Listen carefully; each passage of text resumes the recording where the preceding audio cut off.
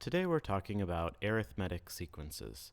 So first let's talk about what those words mean. A sequence is a pattern of numbers. And there's lots of kinds of sequences. We can make sequences by adding numbers, multiplying numbers, squaring numbers.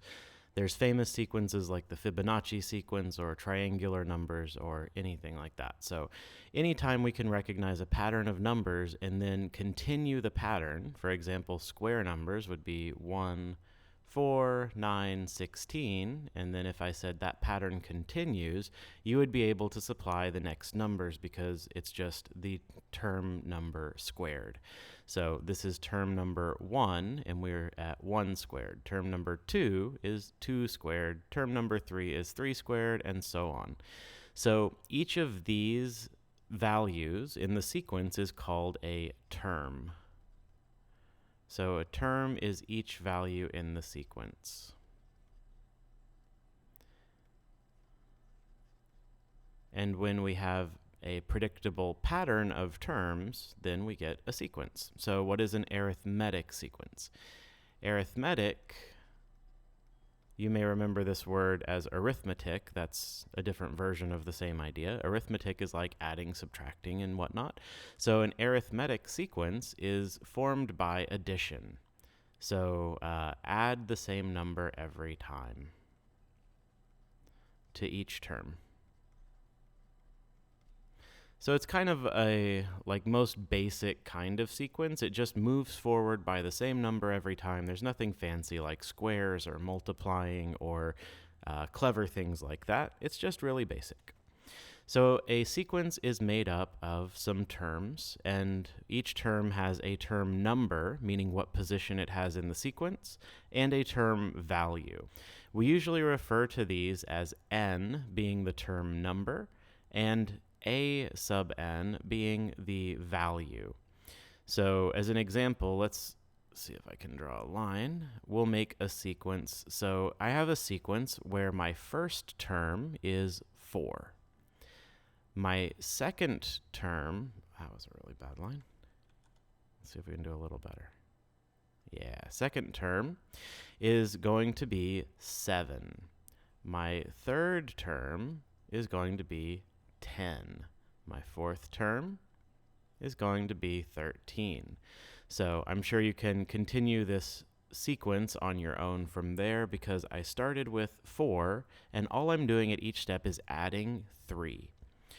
So these are the term numbers, which we call n, and these are the term values. So we might say something like the third term is 10.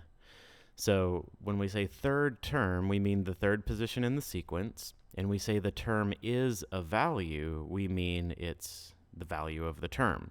So that's a way of distinguishing position from value for those.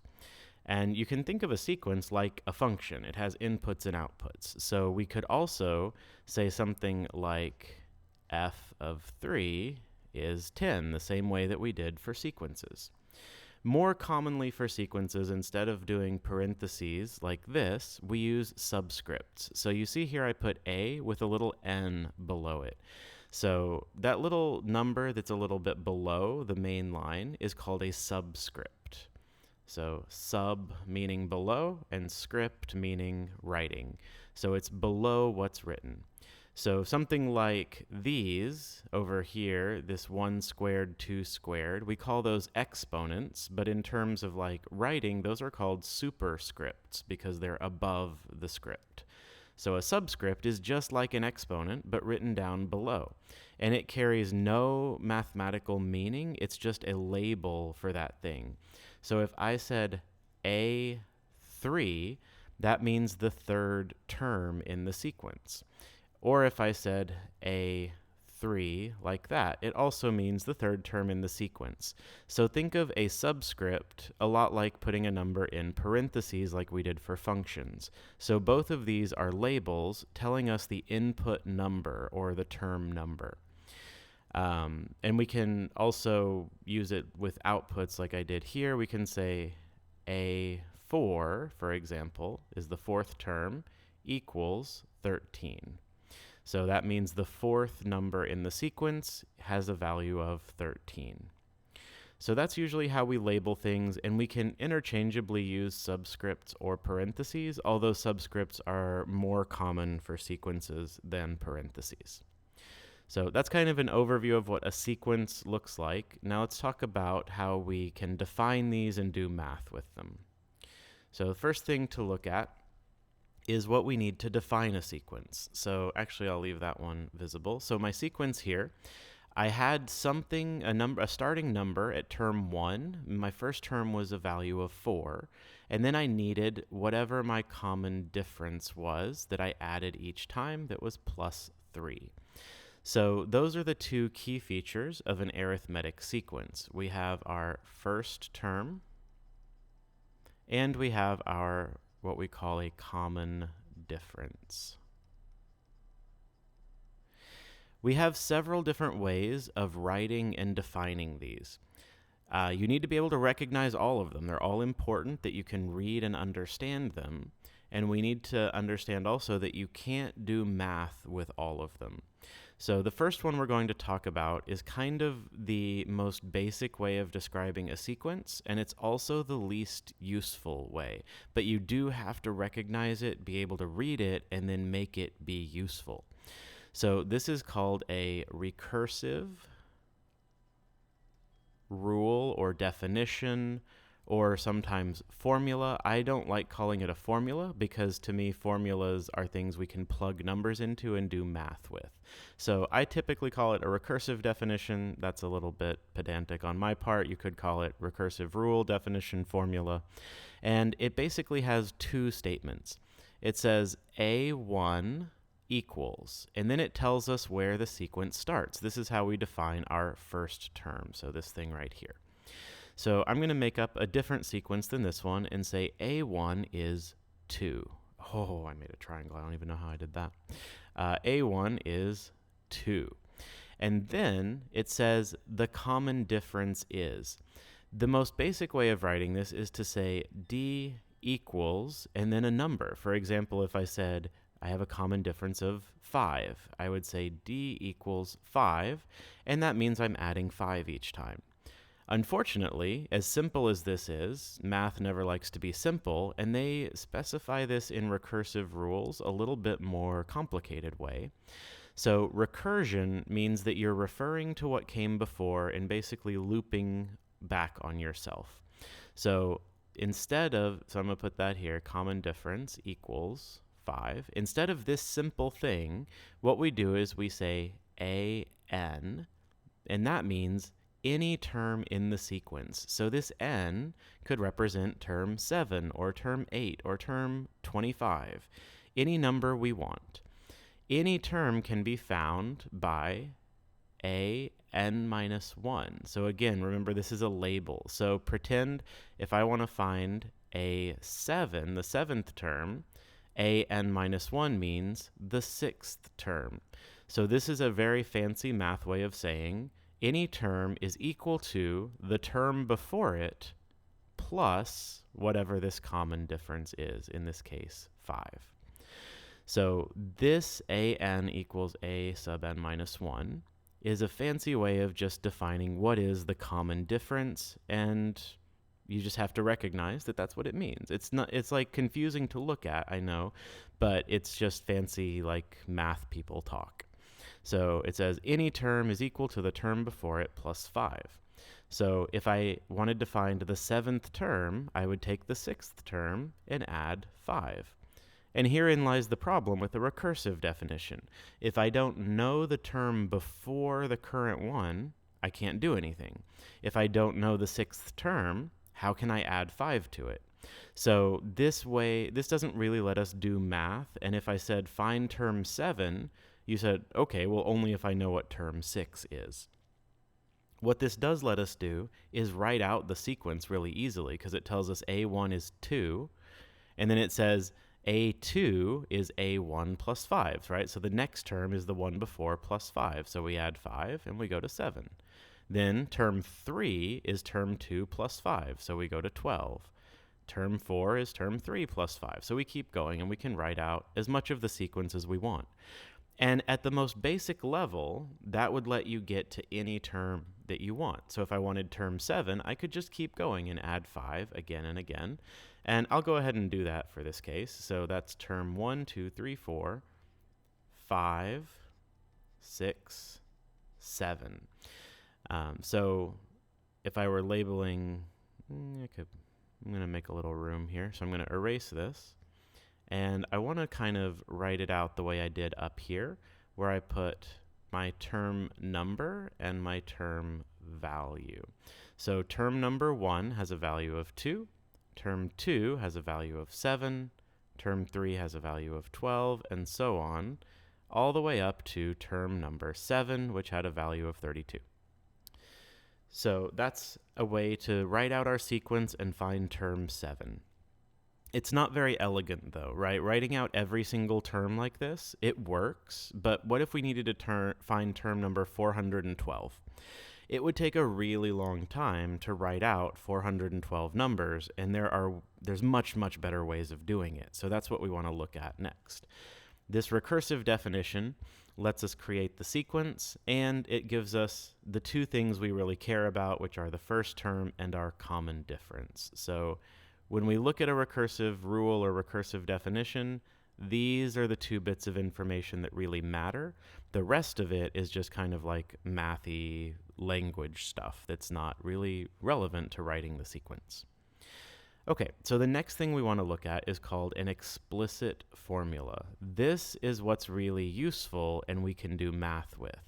And whenever we're given this recursive definition or recursive formula, our goal is to turn it into an explicit formula. This one is really useful and we can do math with it. So what we want to do is take all of these steps we made and crunch them together to be a single step. So think of what we're doing here. We're adding 5 each time here.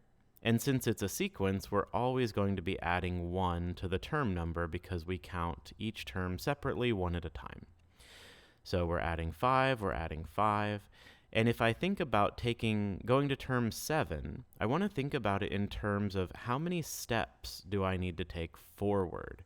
I'm starting from term number 1, and I'm going to term number 7. So every time I move forward, I move up, and I take a total of 6 steps. If I wanted to go to term 4, I needed 3 steps to get there. So I always need 1 fewer step to get where I'm going than the term number I'm going to, because we started from term 1, so the number of plus 1s here is just 1 less than the number that I went to. So if I wanted to go to term number 412, I would take 411 steps forward. And that's how we're going to write this formula, is based on this number of steps. So I know that I start from 2 as my first number, so that's a good place to start. 2, and I know that I'm adding 5, so I have 2 plus 5. And then the question is, how many times am I adding 5? And the answer is whatever number I want to go to minus 1. So if I wanted to go to number 4, the term number 4, I need 3 additions. If I want to go to term number 7, I needed 6 additions. It's always going to be 1 less than the number of steps I take. So we can write that. Remember that this is called n, the term number, so I can just call it n minus 1. So if I wanted to go to, I'm going to redraw that. If I wanted to go to term number 7, in this sequence, I could do, and we can say an equals. So if I want to find any term number, I can follow this formula where n is the term number I want to go to. So let's see if we can recreate what we did here without all of this work. We're going to try to find A7. It's equal to our starting value of 2, right here, an for term 1, plus 5 times we're going to term 7, so this is 7 minus 1. So we end up simplifying that A7 equals 2 plus 7 minus 1 is 6, so 5 times 6 is 30, so A7 is 32. And we get the same number that we got here, except much more simply. We didn't have to do all the individual steps. So if I wanted A412, I can just skip straight to that number by doing 2 plus 5 times 411. So that's 412 minus 1. I probably should have, let me write it. We're going to do 412 minus 1 because it's 1 less than the term we're going to. So the 412th term in this series would be 2 plus 5 times 411, which is 2055. So that's the 412th term in this sequence is 2057. And if you want to check for yourself, just do plus 5 like 405 more times. You probably don't want to do that. You can just trust that this is how this works because we're taking plus 5 every step.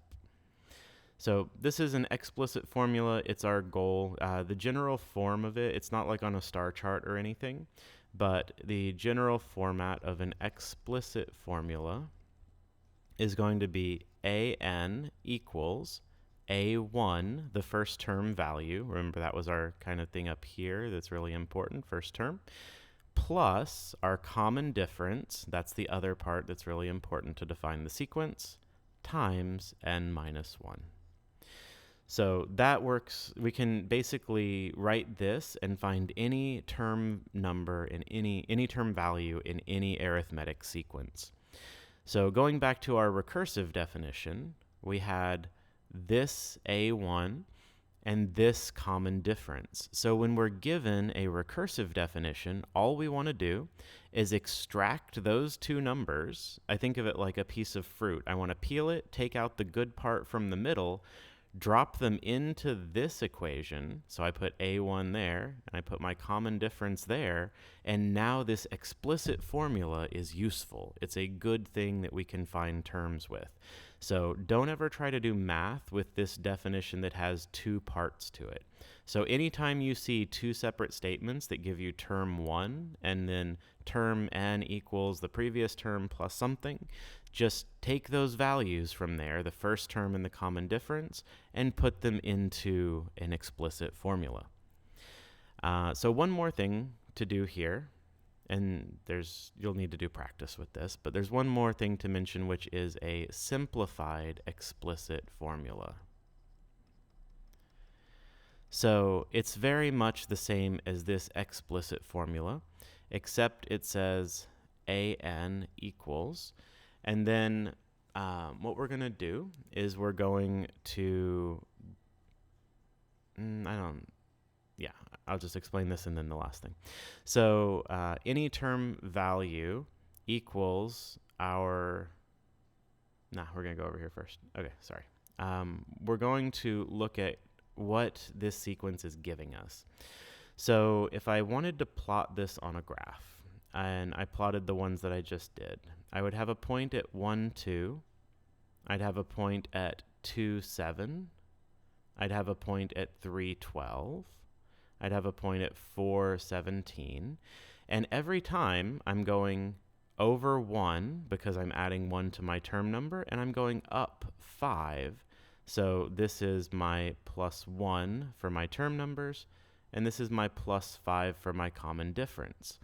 And what you may notice here is that looks like a rise and a run. So a arithmetic sequence is forming a linear equation or a linear function.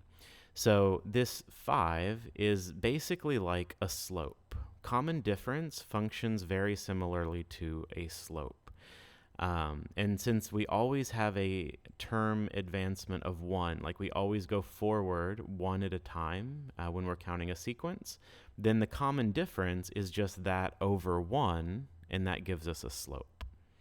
So we could think of this arithmetic sequence as a linear equation. And that's kind of what the simplified explicit formula does. It says we take, instead of basing it on the first term and starting from number 1, it goes back to a0. So it goes back one step, and we just add our common difference times n. So if we think of the common difference as a slope, and n is our inputs, then really what this says is the outputs equal the slope times the inputs plus our initial value, or our value when x is 0. So this simplified explicit formula is essentially the exact same thing as a slope-intercept equation. And the difference is it's based on a y-intercept, or a value where we're at the what we call the 0th term, the one before term 1. And it doesn't have the n minus 1 in the formula because we kind of went back one step to where 0 was. And there's a couple of ways of getting this formula. First of all, we could write the explicit formula, and we'll show it that way. So our explicit formula that we just used was an equals 2 plus 5 times n minus 1. If I wanted to get the simplified explicit formula, I just simplify this. I distribute this 5, and I get 2 plus 5n minus 5. And then I can collect my like terms to get an equals 5n minus 3. So this version right here means the exact same thing as this version. It's just we don't have the n minus 1, and the thing that we plug in here is not a 1. This one is a 0, the 0th term. That's a way to find it if you've written the explicit formula, and you can change it into a simplified explicit formula. The other option is if we have a sequence written out. So if I have, let's do a different one. 4, we'll just count evens. 4, 6, 8, 10, 12. So we have starting from 4 and adding 2 at every step. So remember, this is term 1, term 2, term 3, term 4, term 5. So if we want to find the 0th term, we basically just take one step backward. It's kind of like when you have a table that doesn't include the y-intercept and you need to go backward to find it. So if I want to know the value of term 0, instead of doing plus 2, I'm going to go backwards and do minus 2. So my 0th term here would be 2. So I could write this formula a couple of ways. Let's write it all 3 ways and compare. So number 1, let's write it as recursive. If I write it as recursive, I'm going to give the first term a1 equals 4. Then I'm going to say an equals an minus 1 plus 2. So remember, we can't do math with this. It's just giving us these 2 key pieces of information that we can then extract and put into something more useful, like an explicit formula. So let's look at explicit. We're going to say an equals, any term value equals, the first term, which is 4, plus the common difference of 2, times n minus 1. And then finally, our simplified explicit.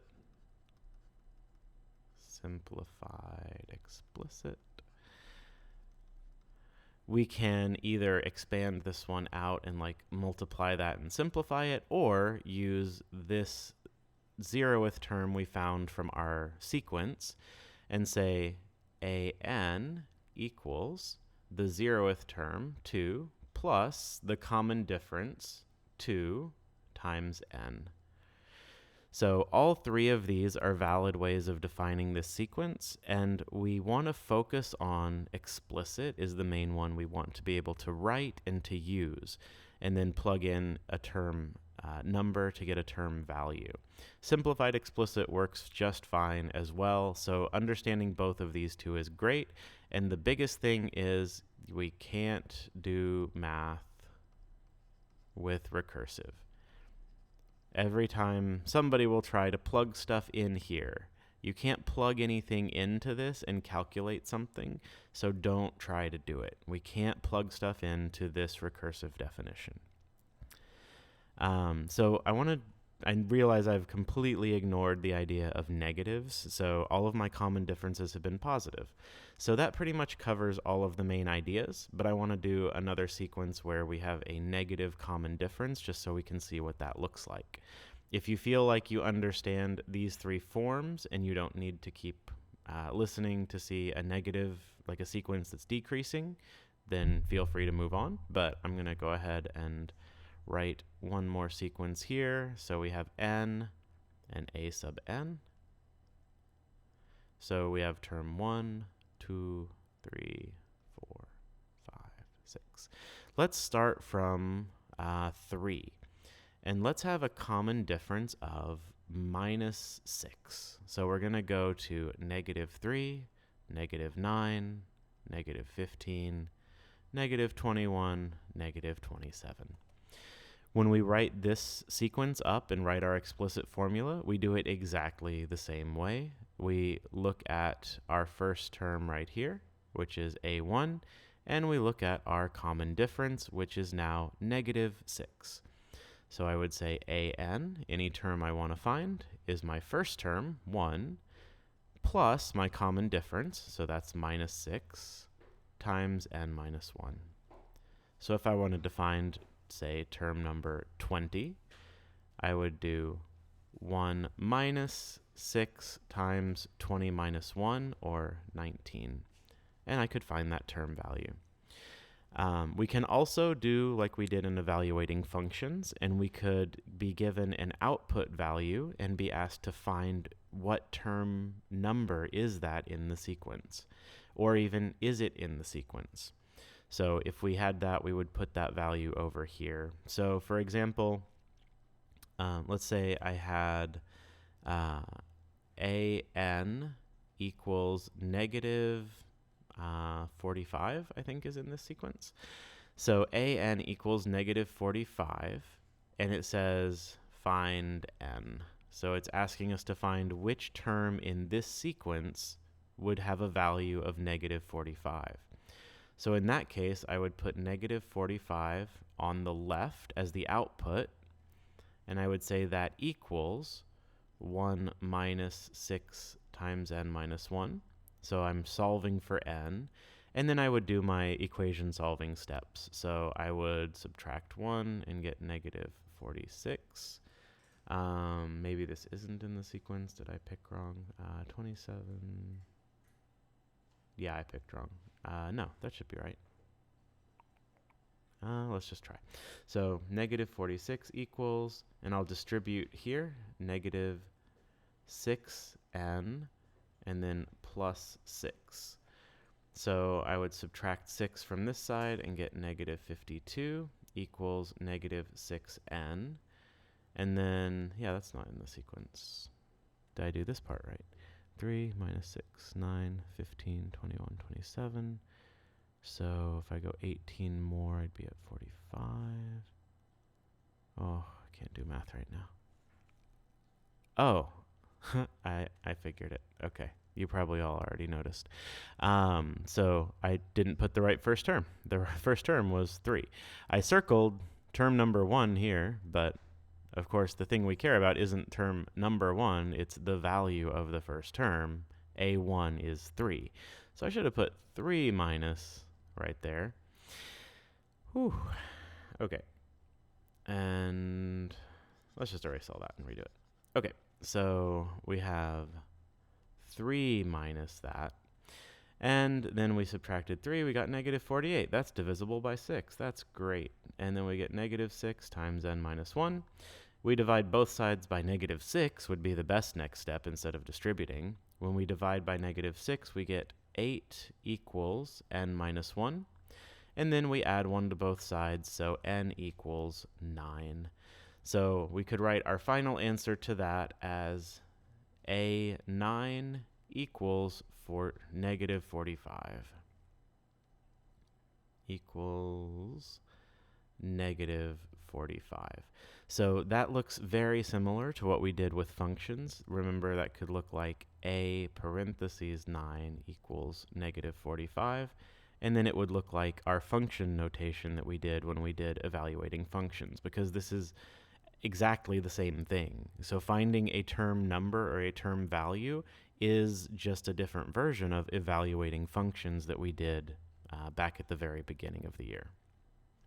Okay, so we could talk for a lot longer, but this is already a pretty long video, so hopefully that gives you a good overview. Remember, the main idea here is that we can write these three versions given any information, right? As long as we know the first term and we know the common difference, then we can write any of these three versions.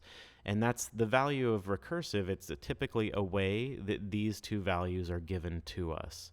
So we'll be given a recursive definition, and then we pull out these two values to write our explicit formula. So there'll be some practice problems on this. Work on those and make sure you've got this down, but that pretty well covers notes, I think.